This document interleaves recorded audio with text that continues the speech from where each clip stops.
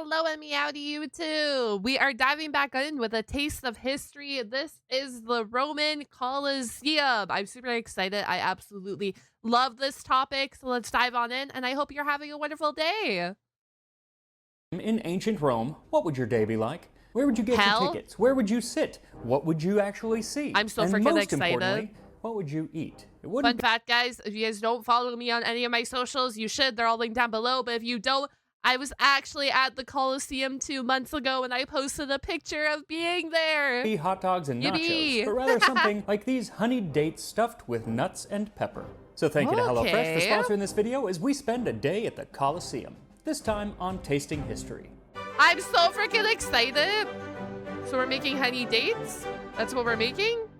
I think. Panem et circenses, bread and circuses. That's what the poet Juvenal said that the ancient Romans really wanted, and he meant it in a disparaging way, but I gotta say, food and entertainment, that's kind of all I want too. And should you ever find yourself in the ancient Roman Empire, the Colosseum could provide you with both of those things. The concession stands of the Colosseum offered chickpeas, nuts, fruits, sausages, little pastries, figs, grapes, peaches, cherries. Bro, why don't we have this anymore? Why do we have hot dogs and pretzels? Wait, this kind of sounds way better. Berries, walnuts, Rats, olives, and melons. mice. The poet Martial specifically called out a fondness for dates, such as are sold at the theaters. There was a lot of dates. A lot of people loved dates back then. I found a recipe for stuffed dates using the ancient Roman cookbook Apicius de nice. Coquinaria. Remove the stones from dates and stuff with nuts, pine nuts, or ground pepper. Roll in salt, fry in cooked honey, and serve. Well, that's easy enough. Now, he calls sound these cool. dulcia domestica, or homemade sweets. But in fact, most people would have probably bought these already made. Because in someone ancient had Rome, to make especially them. in the city, having a kitchen in your own home was really quite a luxury. So most people got most of their food at the Thermopolia, which were basically ancient fast food restaurants. But since most people today do have kitchens in their homes, we can make these homemade sweets as well as a home-cooked meal from today's sponsor, HelloFresh. I don't know about you guys, this is my second ever time watching. You guys have probably seen a lot of these videos.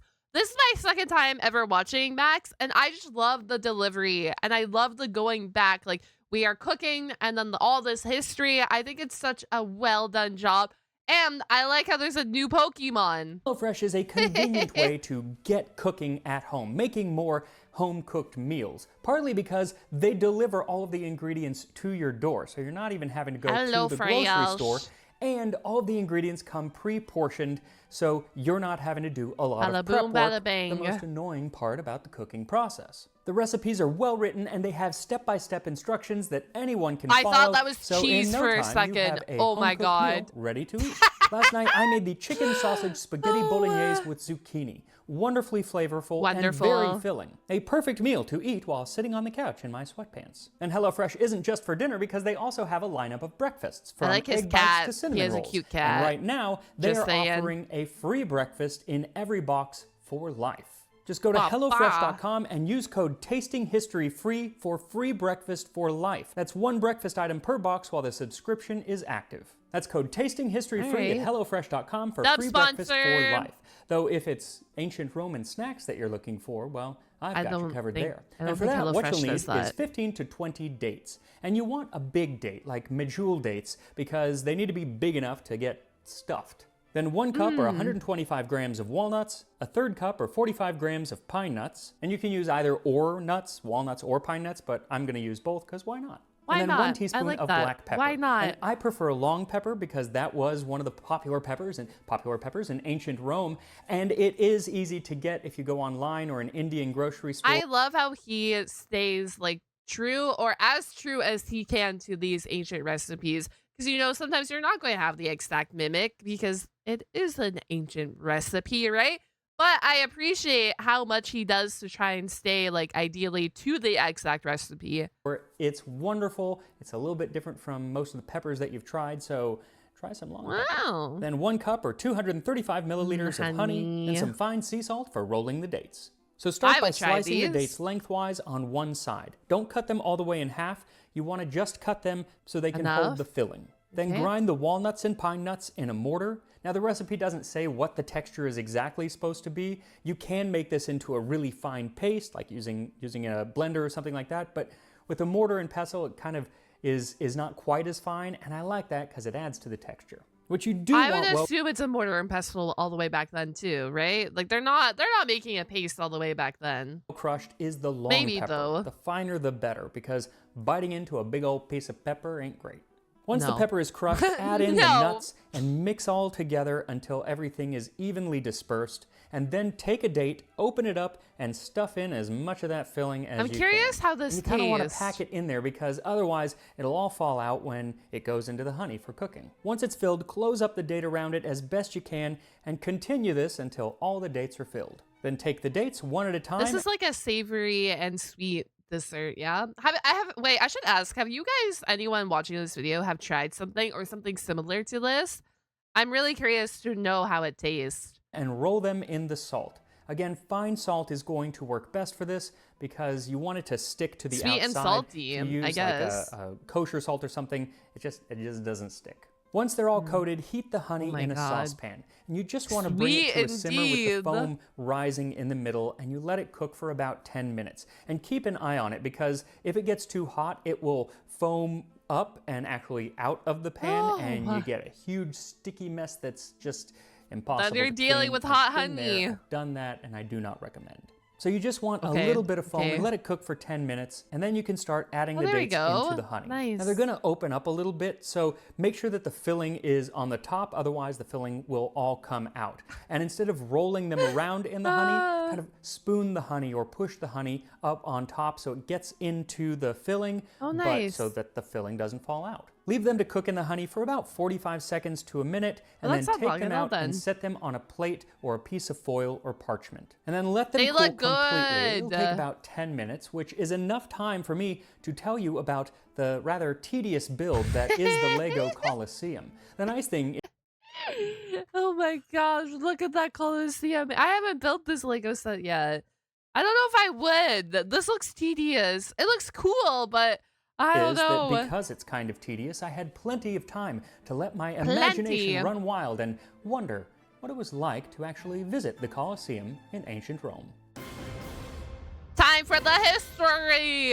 So you're Yes. going to the Colosseum. Lucky Yes. you. Just a few little things to cover before you head off. Okay. First of all, don't call it the Colosseum. Back in ancient Rome, they called it the Amphitheatrum Flavium, or That makes Flavian sense. That Amphitheater, makes sense. named after the imperial dynasty that ruled during its construction. The Colosseum likely refers to a statue, the Colossus Neronis, which was a massive statue of the Emperor Nero that stood near the amphitheater. Isn't it crazy? Like I don't know if anyone thinks this way, but looking at like the infrastructure that they were able to build, isn't it crazy just to see it? And the fact that it's still standing today, or partially standing, like we still have the remnants of the OGs still standing. I think it's just crazy. It's really fascinating. Though at some point, after Nero was no longer popular, the Romans reskinned it so it would be Sol, the sun god. But as long as you see a colossal statue next to an amphitheater, you're in the right place. Now the second thing before you head off is that you need to make sure you got a ticket. Good news is they're free. Bad news is you're probably not going to get one. See, even though the Colosseum could hold around 50,000 spectators, Holy. some say it's actually closer to 70,000, the city had a population of nearly 1 million, and so not everyone was going to And get a everyone was ticket. trying to probably Now, get some here, years, right? there were lots and lots of games, so your chances were higher. Like in the year 107, to celebrate his victory over the Dacians, the Emperor Trajan held games for 123 consecutive days with over 11,000 beasts and 10,000 Consecutive days, over 100 consecutive days. Imagine this stadium was never cleaned, huh? gladiators Huh. entertaining the crowds. But most years, they were only holding games on a handful of days throughout the entire year, usually around religious festivals like Saturnalia. But let's assume that they are holding games. How do you get a ticket? Well, just like going to the Super Bowl today, you need to know someone. See, while the tickets were free, they handed them out in big blocks to either guilds or very prominent people within the city. So maybe you're good friends with the head of the Praetorian Guard. Not that Praetorian Guard, but the ones that guarded the emperor, and he could give you a ticket.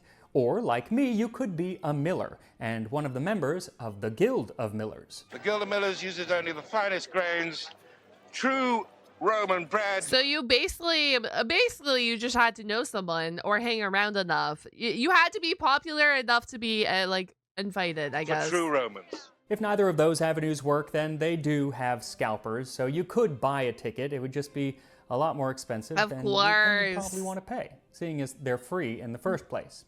But let's assume you finally get yourself a ticket. The tickets, called tesserae, were often lead tokens or shards of pottery with information etched on them. And the information that would be etched on... Would people not be able to, like, make a false ticket if it was, like, pottery or whatever?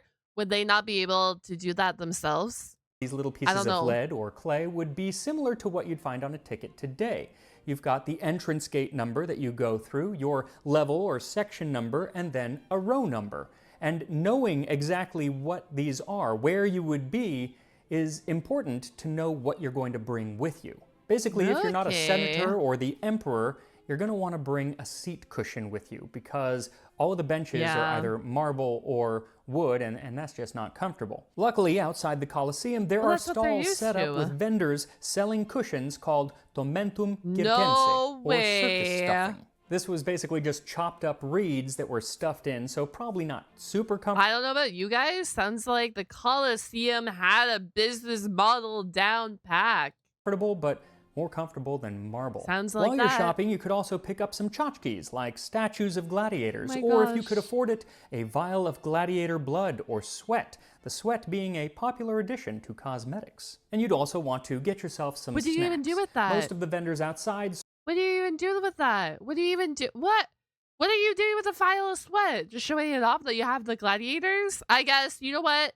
I guess. Sausages or pastries or little sweets like the ones that we're making today, and you could get things inside as well, but I'm guessing, just like today, the prices were always inflated inside the theater. Probably. So you got your cushion, you got your tchotchkes, and you got your snacks. Yep. Now you gotta find your entrance, and there were 80 of them, so it might take a while. 2 gates were reserved for the imperial family and others of very high rank, and then another 2 were used by gladiators. These were the Porta Triumphalis, or Door of Victory, and the Porta Libitinaria, or Door of Death. But more than likely, you would use one of the other 76 entrances. Then once you're in, you just have to find your section, which was all delineated. I can't believe we are like, yeah, you can have the Door of Victory, so if you're a winner, or death. Not even like loser or anything, just death, which it's accurate, but...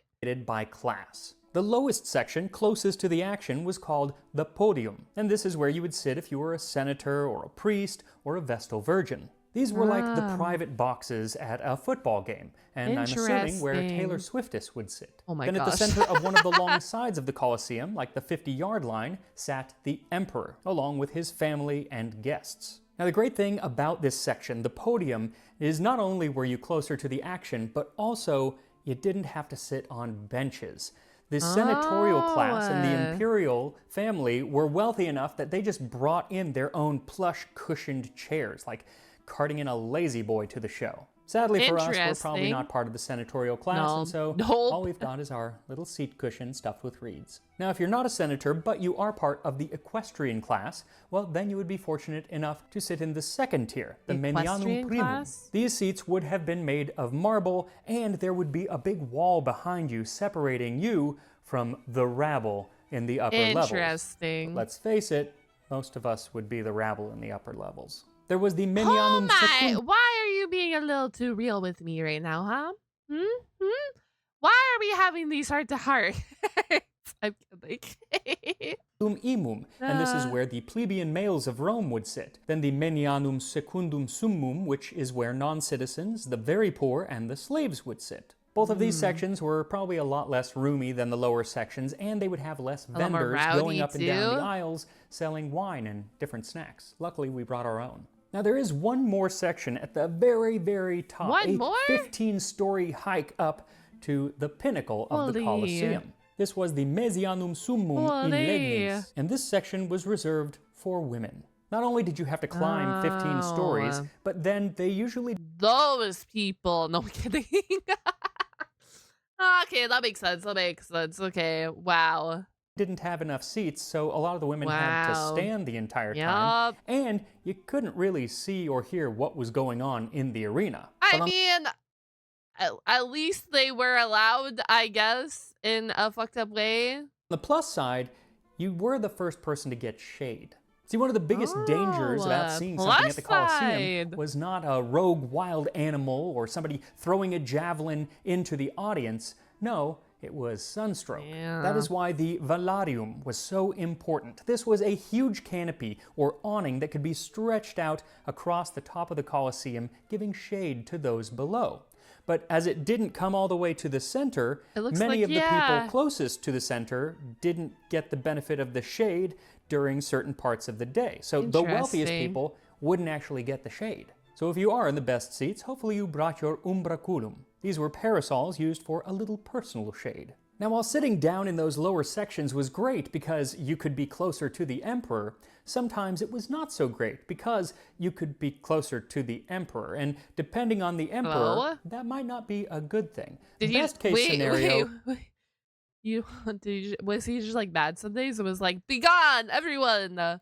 he might mock you for eating at the games. The Emperor Augustus, while watching the games at the Circus Maximus, just down the way from the future Colosseum, once saw a military man that he knew eating during the games. And then, quite You weren't allowed rudely, to he eat? said to the man, "If I want to dine, I go home." To which the man eating sent a cheeky response, What? saying, "Yes, but you are not afraid of losing your seat." I guess it got Oh my gosh, bro, that military dude is so real for that. Be like, yes, you have the luxury of having your seat reserved every single time you get here, and they sell food here. So why are you complaining about them eating at the seat if they have vendors here? Augustus was an emperor that you could give some lip without a lot of repercussions. That's That good. was not the case with the Emperor Uh-oh. Domitian. Now, I did a video on Domitian and his cruelty during a specific Wait, should we look at this video? Let me know down in the comments if we should check out this video too. banquet, the Black Banquet. But it seems that he was even worse at the Colosseum. One day, while course. watching a bout between two gladiators at the Colosseum, a man was overheard saying that a Thracian gladiator might be a match for the Murmillo, but not for the patron of the games. Basically, he was implying that the emperor had kind of set things up to favor the gladiators that he liked. And Domitian, Wow. never one to overreact, had the man dragged from his seat and, with a placard around his neck reading "A Thracian supporter who spoke evil of his That's emperor," he was thrown crazy. into the arena and Okay, this is why. Okay, understood.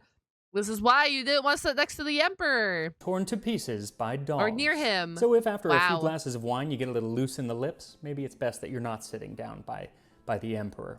Though no matter where you sit, everybody in the arena gets the same show. The day Yeah. would open with the pompa, which was a parade around the arena. There were trumpeters, water organists, and drummers leading a procession of animals like elephants, horses, and oxen. Then acrobats and dancers. Holy. Statues of the gods would be carried in on litters, nobles and soldiers in chariots, and finally the editor, or person in charge of arranging the games, along with his entourage, and of course the gladiators, who later in the day would fight for the enjoyment of the course. audience. Following the pompa was the venationes, or hunt of the lions, wild the beasts. beasts. Bears, elephants, giraffes, crocodiles, wild dogs, lions, and other big cats would be I just like gotta think about how they even got them all here. You know what I mean?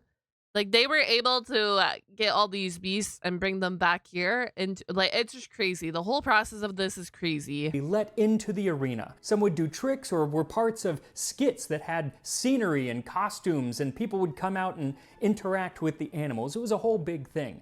And then often they were part of the hunt. Yeah. And this would be where people went in and hunted the animals, sometimes ending in the animal's demise and sometimes that of the hunter. Holy. After this, it was time for the halftime show, the Meridian. We had a halftime So show? instead of today, a pop singer coming out and singing all of their greatest hits, it was a time for public executions. Very Ah! What? How is this a halftime show? I like shit. I guess. often this meant damnatio ad bestias, or condemnation to beasts. where criminals, prisoners of war, or other people who just annoyed I the guess emperor. because they do this too, like as a display of authoritative, right? They're like, oh, if you disobey the law, this is what happens to you. And unfortunately, what better place to do it than do it in the middle of the Colosseum when it's all packed? Were put to death by Ah, wild animal. crazy. Sometimes it was not the wild animals doing the killing, but other condemned persons, forced to fight each other for the enjoyment of the audience. Seneca wrote about this barbaric practice, saying that they had to fight each other with weapons, but weren't given helmets or armor of any kind. The spectators insist that each, on killing his man, shall be thrown against another to be killed in his turn, and the eventual victor is reserved by them for some other form of butchery. Isn't that fucked up too? Some other form of butchery. So you win this battle. You're in like hand-to-hand combat, weapon-to-weapon combat, I guess. Fighting for your life. And then bam, you win just to be killed in some other act. The only exit for the contestants is death. That's crazy. Fire and steel keep the slaughter going. And all this happens while the arena is virtually empty. And he says that the arena was virtually empty because most of the audience took this time to go get lunch or use the facilities or so they weren't book even some time here. with one of the many, many prostitutes working in the lower levels of the Colosseum. But they all came back following the executions because it was time for the most anticipated portion of the day. In fact, so we do many people didn't even come to the show until this portion of the games. It was called the Munera and typically involved several dozen pairs of gladiators fighting, sometimes to the death. Oh, this is like but the especially traditional, if they were good and popular with the crowd, not to the death. So I've done an entire video on gladiators, so I won't So that's like the traditional gladiator fights we see in like movies and stuff nowadays, yeah? rehash too much, but I will make sure that that is the video that pops up thank after you. this. But suffice it to say, in ancient Rome, gladiators were held in high esteem. They were the celebrities and the top athletes of the day. Now, as the games were, among other things, a way for the emperor to curry favor with his people, there were always some little surprise gifts during the games. Oh no. Sometimes it was perfume that was sprayed out over the entire audience using a system of sparsiones. What? It was like modern-day misters, but instead of just water, it was perfumed water, sometimes with saffron or balsam. And sometimes it would rain not water, but prizes. These were called sparsio micilium, and they were little wooden balls shot into the audience, t-shirt cannon style. The balls were vouchers inscribed with prizes to be collected from the sponsor of the games. Cassius Dio said that the Emperor Titus gave out little wooden balls variously inscribed, one designating some article of food, another clothing, another a silver. No wonder so many people wanted to go here or tried to go here. Like, imagine getting a little thing of gold and you're like poor. Like, the things that, like, this kind of like change. Silver vessel, or perhaps a gold one. Or again, horses, pack animals, cattle, or slaves. In one instance, the recipient even got an entire apartment in the city. But should you get a hold of one of these balls, you wanted to get out of the Colosseum as quick as possible. Yeah, or if you're having because a some fight. of these prizes have already been torn to pieces in the hands of those who tried to snatch them.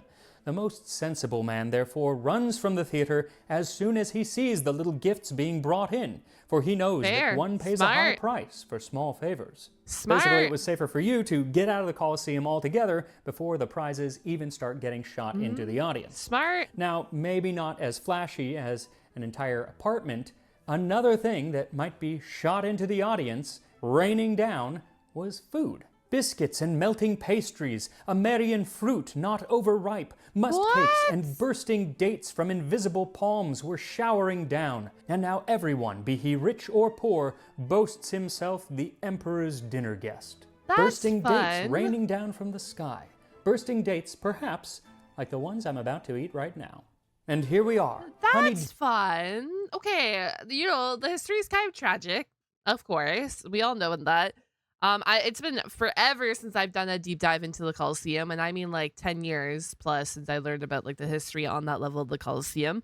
So it's been a little hot while, so it was nice to get that refresher of all the in-depth there. And I'm excited to see how these taste, so let's see it. Dates stuffed with nuts and pepper.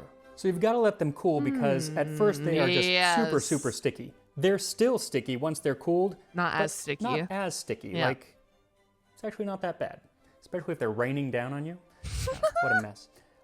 Here we go. Give me the review. Wait, That was really good. Oh my gosh, am I gonna have to make That's these? really, really good. So the most surprising The pepper. and pleasant flavors in here are simply the salt and pepper. Yeah.